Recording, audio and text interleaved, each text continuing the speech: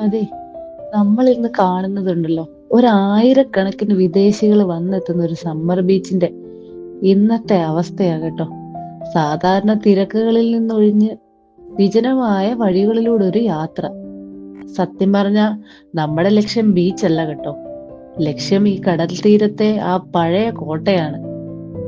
സത്യം പറഞ്ഞാൽ വേനൽക്കാലത്ത് വിദേശികൾ തിങ്ങി നിറഞ്ഞിരിക്കുന്ന ഒരു പ്രദേശമായത്.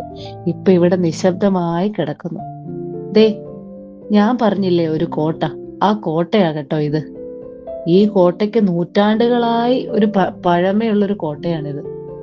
ഈ തീരത്തെ സത്യം പറഞ്ഞാൽ കാത്തു സൂക്ഷിക്കുന്ന ഒരു കാവൽക്കാരൻ. നൂറ്റാണ്ടുകളായി കാത്തു സൂക്ഷിക്കുന്ന ഒരു കാവൽക്കാരൻ.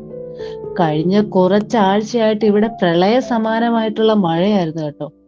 ആ മഴവെള്ളം എല്ലാം ഈ ചുറ്റിനും തളം കെട്ടി നിപ്പുണ്ട്. ഇന്ന് മഴയില്ല, ആകാശം ശാന്തമാണ്. പക്ഷെ തീരത്ത് ഇന്ന് മണൽത്തരികളില്ല.